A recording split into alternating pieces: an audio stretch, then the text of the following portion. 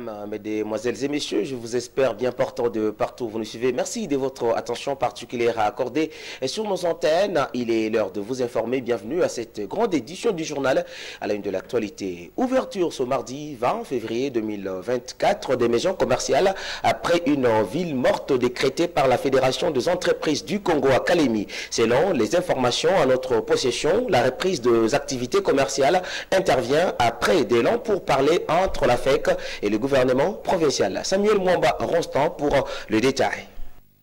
Après d'intenses négociations entre la Fédération des entreprises du Congo et le gouvernement de la province du Tanganyika au sujet de la fameuse ville morte à Kalemi dans la province du Tanganyika, ouverture dans la matinée de ce mardi 20 février 2024 des maisons commerciales dans la ville de Kalemi. En quoi un des commerçants interviewé à ce sujet, la reprise des activités commerciales à Kalemi intervient à l'issue de l'accord entre la Fédération des entreprises du Congo et le gouvernement provincial sur la suppression de certains services taxateurs et la diminution de certaines taxes dans le monde des affaires. Oui, tuliongea 2 fois na vice-gouverneur, kisha kuongea na vice-gouverneur.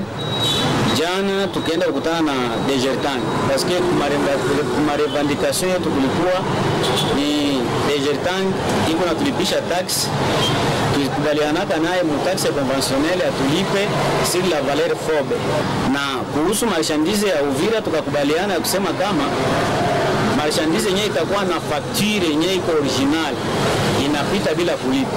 Marevendication yetu tunaweza kusema iko répondu à 80% jusqu'à maintenant. La ville morte a été déclenchée le jeudi dernier par la Fédération des entreprises du Congo, FEC en sigle, pour protester contre le mauvais climat des affaires qui prévaut à Kalemi dans la province du Tanganyika. Et l'honorable député provincial Christian Kitunga Muteba a reçu dans son cabinet de travail les membres du comité provincial de la Fédération des entreprises du Congo, FEC en sigle, au menu de leurs échanges tablés sur les revendications et a conduit au déclenchement de la ville morte le jeudi dernier. Détail de cet élément de reportage par nos amis de l'extérieur. Une lueur d'espoir s'est profilée à l'horizon après 4 jours de ville morte décrétée par la FEC Tanganyika. Une rencontre décisive a eu lieu entre le représentant de la Fédération des entreprises du Congo et l'élu de Kalemi, l'honorable député national Christian Kitunga Muteba. Ceci après plusieurs tractations entre ces opérateurs économiques et différents animateurs des institutions en province qui se sont à maintes reprises soldés en quai des poissons. La ville morte qui a été décrétée depuis jeudi. La semaine dernière. Nous en sommes au 5e jour.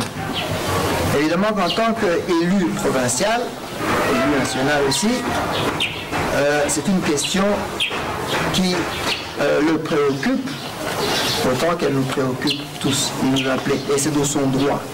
Et moi, je ne fais que le remercier. L'honorable nous a présenté quelques pistes de solutions.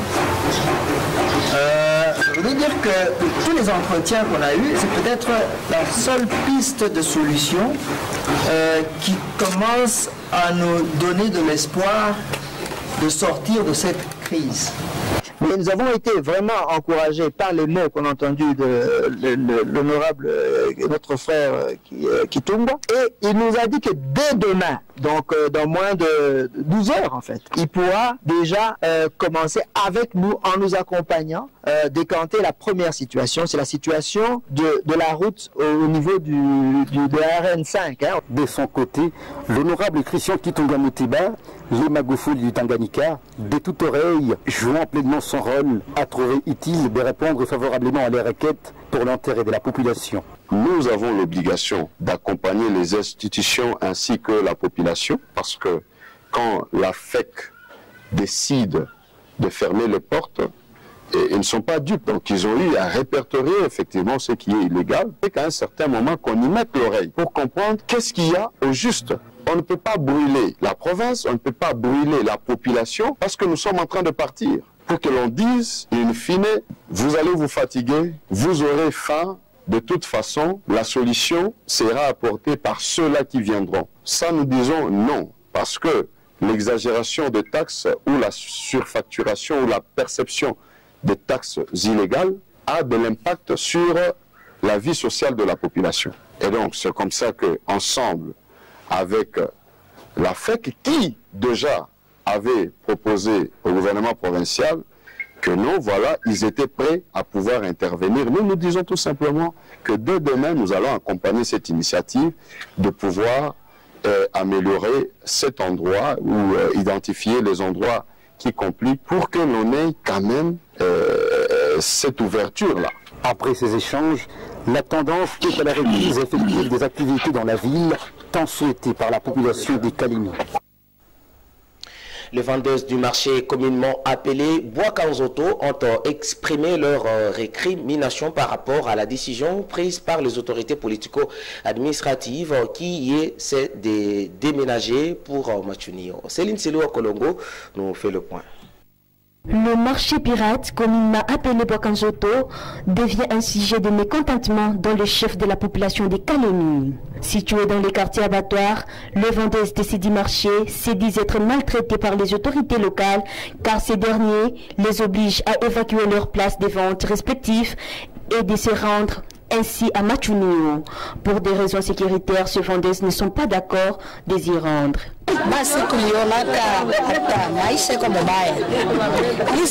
Nous sommes très mécontents par rapport à la décision prise par les autorités de pouvoir nous déplacer sur cette place. On dit que nous sommes en train de favoriser les vols dans la ville. La question qui se pose est de savoir, avant, n'y avait-il pas les vols dans la ville? Nous n'effectuons pas ce commerce pour se faire plaire, mais plutôt par manque de travail. Et pour avoir de quoi vivre, nous sommes obligés d'effectuer cette activité. On aide souvent les personnes qui sont limitées ailleurs et d'autres circonstances que nous rencontrons dans la vie. Nous demandons aux autorités de revoir leurs décisions au lieu de nous envoyer à Machunio où la sécurité bat record. Ils peuvent chercher dans d'autres lieux publics. Auparavant, on payait la quittance journalière de 500 francs. Mais ces derniers temps, nous ne payons plus. À part la parcelle que nous y sommes en train d'effectuer nos commerces.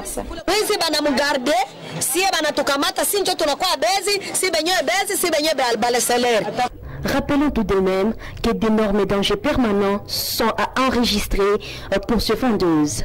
Aux autorités compétentes de pouvoir trouver des solutions idoines quant à cette situation peu décourageante.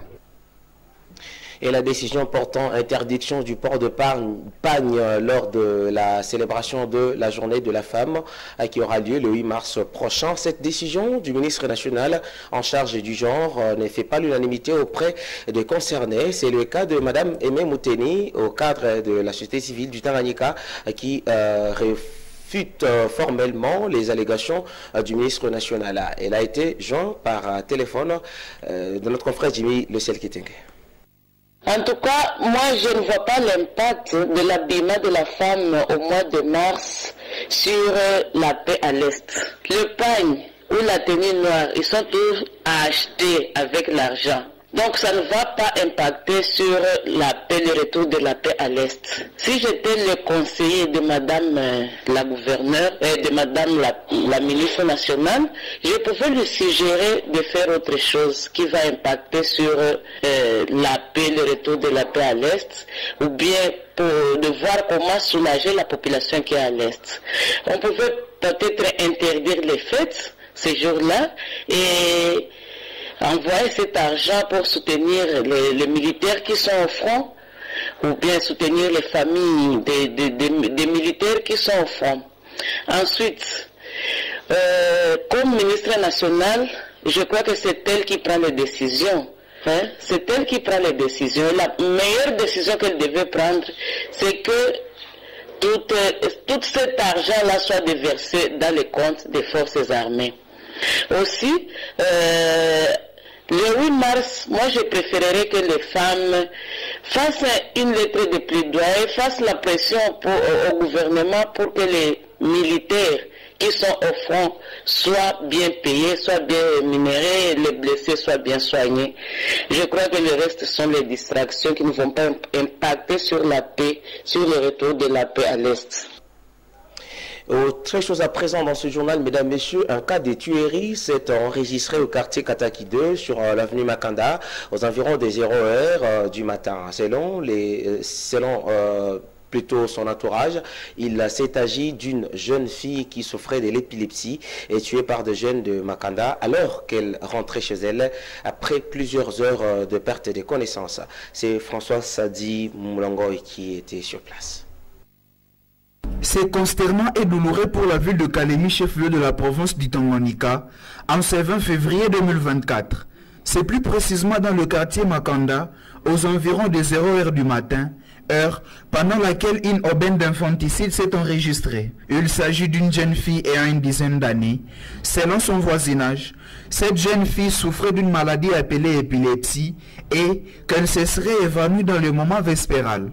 Cette jeune fille innocente, assommée par cette maladie caractérisée par une perte éphémère des connaissances et des convictions violentes, a été confondue à une voleuse alors qu'elle rentrait chez soi. Moi j'étais à la maison et du coup j'ai reçu un appel émanant du chef d'avenue qui voulait me tenir informé qu'une personne venait d'être tuée. Étant chef de bloc, je me suis directement rendu au lieu du meurtre. Nous avons remarqué que c'était une jeune fille qui souffrait de l'épilepsie. Il s'avère qu'elle soit peut-être tombée dans le moment vespéral aux environs des 0h. Alors qu'elle rentrait chez elle, certaines jeunes l'ont confondue à un voleur. Après avoir suffisamment lapidé, ils ont parti jeter son corps sur l'avenue Hôpital. Nous sommes tellement déçus de cet acte d'incivisme.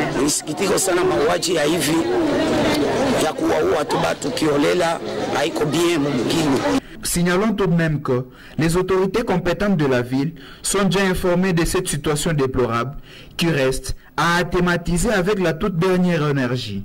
Que les gouvernements provinciaux fassent de leur mieux pour trouver le véritable coupable de ces meurtres.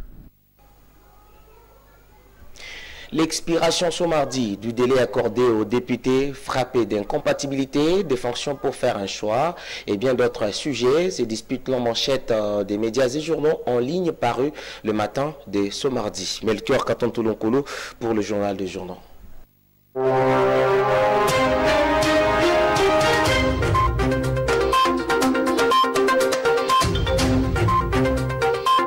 L'expiration du délai pour les choix accordés aux députés Kimillar, la mission d'identification de la majorité parlementaire en vue de la mise en place d'un gouvernement, ainsi que la situation de guerre à l'est de la RDC, sont les trois sujets au menu des informations traitées dans les journaux ce mardi.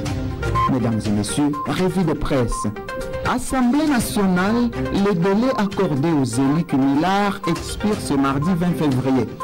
Ce titre est des forums des As. L'heure du choix a sonné. Le délai de 8 jours accordé aux élus des législatives nationales du 20 décembre, frappés d'incompatibilité de fonctions occupées au mandat des députés, expire ce mardi 20 février selon le bureau provisoire, écrit ce journal.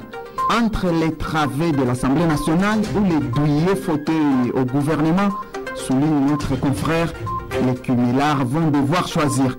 Dans le même ordre d'idée, le phare titre Sama Lukonde et ses 35 ministres quittent au double. Concrètement, note ce tabloïd, les démissions des membres du gouvernement frappés par l'incompatibilité des fonctions devraient pleuvoir d'ici la fin de la journée sur la table du président du bureau d'âge de l'Assemblée nationale. Le phare ajoute en principe, les règles des jeux n'ont pas changé et souligne-t-il, dans le cas d'espèce, dans l'hypothèse de la démission de Sama Lukonde, sa succession à titre temporaire devrait être assurée par Jean-Pierre Bemba, l'unique vice-premier ministre n'ayant pas postulé comme candidat député national ou provincial. La prospérité au sujet de l'identification de la majorité parlementaire, titre Sama Lukonde réitère la vision de Félix Tshisekedi, face à un Augustin Kabouya, informateur désigné pour identifier une nouvelle majorité parlementaire. Le Premier ministre Jean-Michel Sama Lukonde a réaffirmé sa ferme détermination et son engagement sans faille à soutenir le président Félix Tshisekedi pour la réussite de son second mandat à la tête de la RDC, note ce journal. Toujours au sujet de l'identification de la majorité parlementaire, le phare titre « Le Premier ministre Sama et son regroupement politique reçu par Augustin Kabouya ». À la tête d'une forte délégation de son regroupement politique, agissant les bâtissons, AB et toute sa mosaïque, le Premier ministre Sama Lukonde a été reçu le dimanche 18 février par l'informateur Augustin Kabouya. Au moment important, selon ce quotidien, qui a permis à Sama Lukonde de réaffirmer son soutien au président de la République, Félix Tshisekedi, et à toute la démarche de l'informateur. À propos de la situation de guerre à l'est de la RDC, les drapeaux des États-Unis, de la France, du Rwanda et de l'Union européenne brûlés à Goma, titre le phare. La ville de Goma a vécu sous haute tension lundi 19 février suite à une gigantesque marche de colère contre l'Occident, accusé de complicité avec les Rwandais dans l'agression contre la RDC, rapporte ce journal. Ce dernier ajoute, bien qu'ayant accepté de rebrousser chemin, les manifestants n'en finissaient pas de lancer des slogans hostiles à l'Occident. Toujours à ce sujet, le mouvement citoyen du Nord et du Sud Kivu exige la permanence à Goma du général Chiwewe et de Jean-Pierre Bemba, titre la prospérité. Mesdames et messieurs, c'est par ici que prend fin la revue de presse. Merci pour votre sympathique attention.